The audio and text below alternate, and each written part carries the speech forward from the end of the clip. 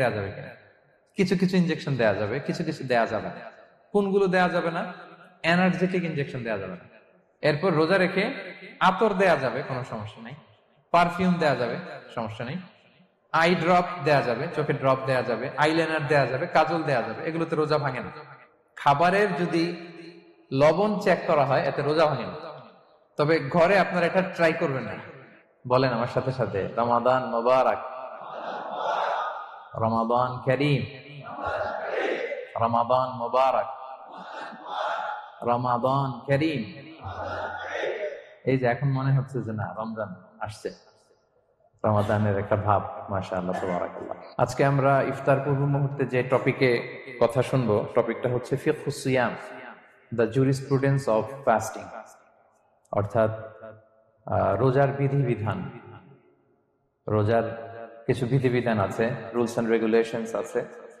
এবং রমাদান আসলেই আমরা অনেক প্রশ্ন পাই, দেশ থেকে, দেশের বাইরে থেকে আমাদেরকে প্রশ্নগুলো খুব কমন কোশ্চেন এগুলো করে, যে এটা করা যাবে কিনা, এটা এটা করলে কি রোজা ভেঙে যায় কিনা, রোজা রাখতে পারতেছি না তো কি করব। এই কোশ্চেন গুলোর সম্মুখীন আমরা হই। আমরা যদি এই রুলস এন্ড রেগুলেশন, এই জুরিসপ্রুডেন্স গুলো একটু রিভাইজ করে নেই, তাহলে পুরো মাস ব্যাপী কিন্তু আমরা খুব ভালোভাবে সিয়াম পালন করতে পারবো।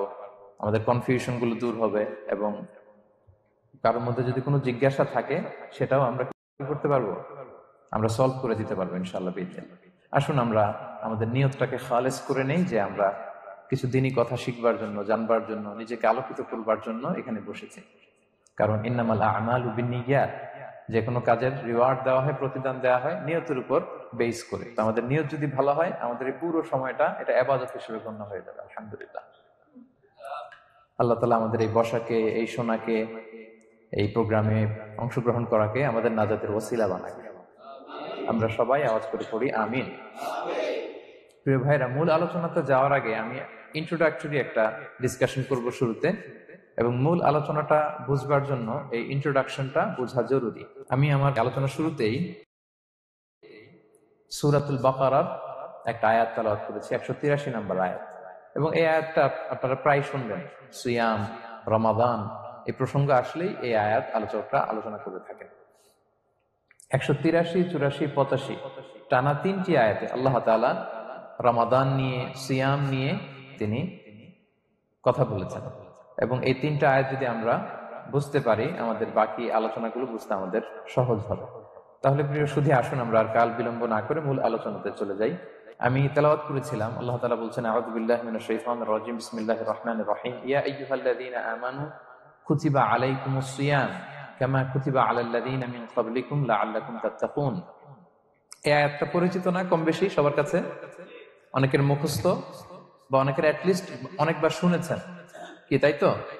আচ্ছা, এই আয়াতে আল্লাহ তাআলা বলছেন, ইয়া আইয়ুহাল্লাযীনা আমানু, ওহে বিশ্বাসীরা, মানে আমরা, কুতিবা আলাইকুমুস সিয়াম, তোমাদের জন্য সিয়ামকে ফরজ করা হয়েছে, কামা কুতিবা আলাল্লাযীনা মিন ক্বাবলিকুম, যেমনি তোমাদের পূর্ববর্তীদের উপরও ফরজ করা হয়েছে, লাআল্লাকুম তাত্তাকুন, যাতে করে তোমরা মুত্তাকি হতে পারো, বা আল্লাহ সচেতন হতে পারো, বা গড কনসিয়াস হতে পারো, যেভাবে বলে। So this is the very verse of সিয়াম, যেখানে আল্লাহ তাআলা আয়াতের প্রথমাংশে বলছেন যে ওহে বিশ্বাসীরা, সিয়ামকে তোমাদের উপর ফরজ করা হয়েছে। এই অংশ থেকে বোঝা গেল, এই যে আমরা সিয়াম পালন করছি এটা নফল, তাই না? রমাদানে এই যে সিয়াম পালন করতেছি এটা নফল না, এটা কি ফরজ। আমরা যে সিয়াম পালন করতেছি এটা ফরজ, এটা অব্লিগেটরি, ছাড় নাই, সেটা রাখতেই হবে। ওকে, তাহলে এটা ফরজ। আমরা অনেক নফল সিয়াম অফার করি, আমরা আশুরার রোজা রাখি, আমরা শাওয়ালের 6 রোজা রাখি, আমরা আরাফাতের রোজা রাখি, আমরা সোমবার বৃহস্পতিবার রাখি, আমরা প্রতি মাসের 13, 14, 15 রাখি, কিন্তু ওগুলো ফরজ না। এই যে রমাদান মাসের যে সিয়াম 29টা বা 30টা, এগুলো কি ফরজ? এটা তো ক্লিয়ার সবার কাছে না? আল্লাহ বললেন, এই সিয়ামকে তোমাদের জন্য রমাদানে ফরজ করা হয়েছে, যেমনি ভাবে